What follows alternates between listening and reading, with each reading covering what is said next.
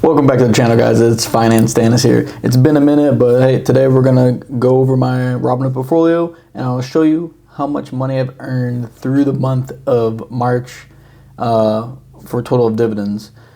My dividends have been increasing over the months and stuff, and March actually happened to be a pretty decent amount. So, alright guys, let's get right into it. I'm gonna show you how much money I'm going to make for the month of March through dividends.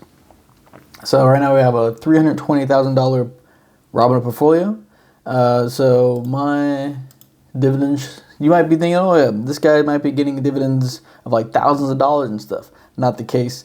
I'm heavily into tech stocks, so that means that majority of my returns on my dividends will be pretty low, as you'll see throughout the video. All right, first one, we got PayPal. PayPal is actually going to be $51.98, which is a good amount of money actually. And I don't know how often they give out dividends, but it doesn't seem like it's very often. But yeah, it's a pretty big chunk of change right there. Yeah, the dividend yield is 0.29%, so that's probably giving this out like maybe once or twice a year. Right now, my total market value is $17,000, which isn't a really good amount, but I'm also down 24% on PayPal. PayPal is actually one of like my biggest losers right now in my portfolio. I've been holding it for such a long time. I've probably been holding it for like the life of this channel. So like probably like 3 years I've been holding this stock, and it hasn't really been performing for me.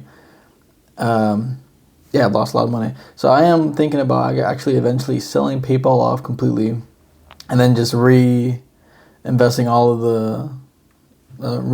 all of that money into like my top 5 stocks. But hey, you know, I'm not a big fan of selling at a loss, and even then, if we do happen to recover with PayPal, I might stick with it and continue to invest. I have bought the dip a little bit, so I think my average is probably closer to 70, maybe like 2 or 3 months ago. Now I brought it down to 60, and we're still like at 46 right now, which is pretty low. But that's later on down the line.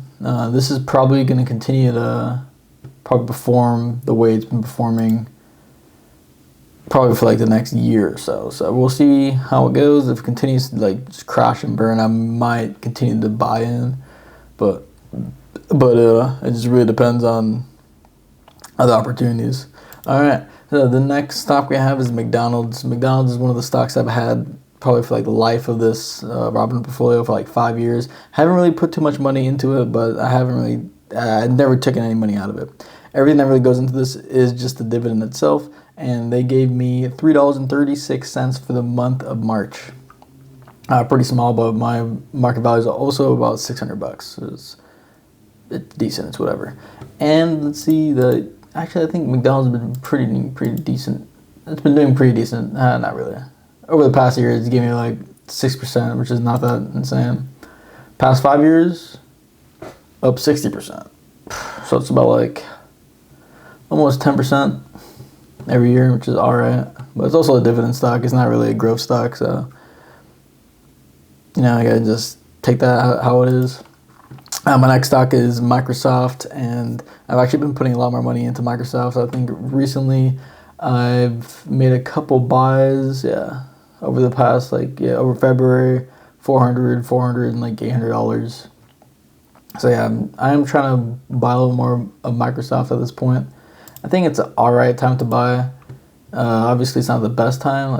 This is probably better, but we're not there. We're probably not going to be there for a very long time, if anything.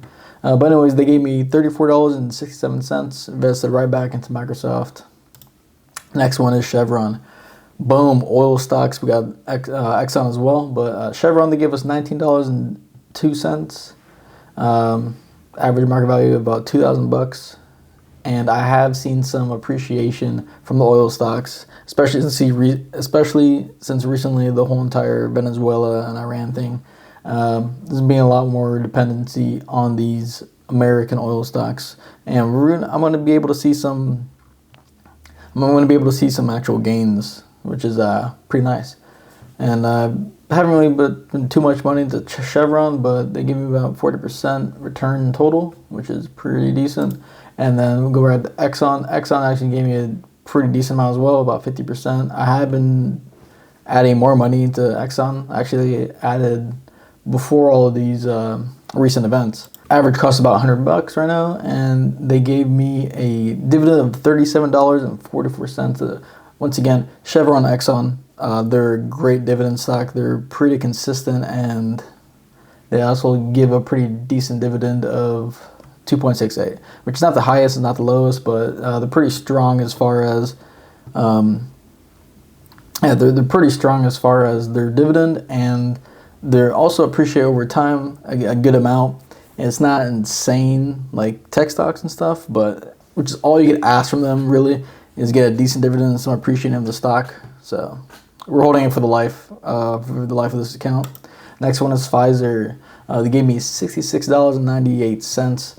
And yeah, this is another one of these dividend stocks that give a pretty good amount in dividends. They give a 6.46, which is kind of high. Usually you want to see around closer to 4. Is Pfizer a dead company?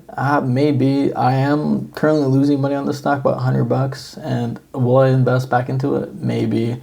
Yeah, you see, like, it hasn't really been popping since like 2022.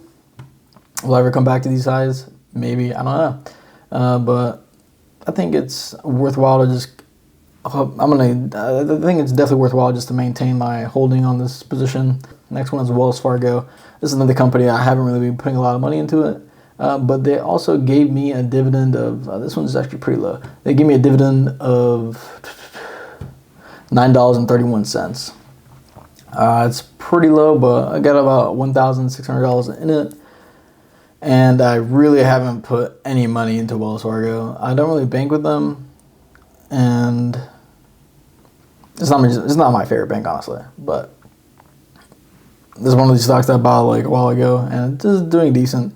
So I'm not going to pull out of it. There's no real reason to pull out of it other than to just realize the gains and put it somewhere else. But I think it will allow me to diversify my portfolio a little bit, especially since I'm so heavy into like the Mag 7 stocks, especially at this moment. I honestly didn't really intend for that to happen. It just kind of happened throughout like the past 2 or 3 years.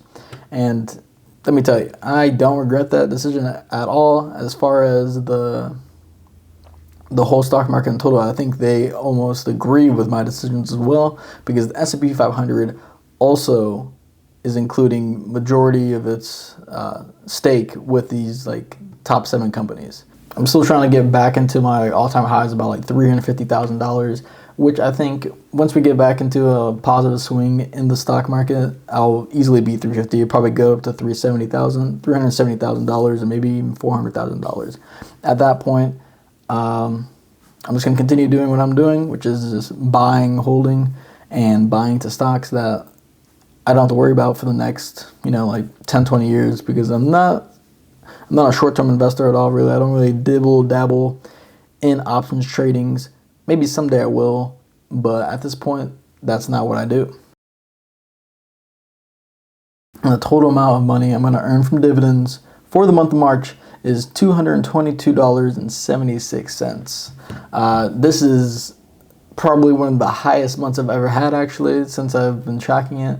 If you look back at my previous dividend income videos, they're all around probably like $50 or $70. And this time around, it was around $222, which is insane. All of the money is going right back into the companies that they gave me the dividend. So just continuing that snowball effect of my portfolio and just keep on reaching higher highs. That's what I'm pushing every single time I invest into the stock market.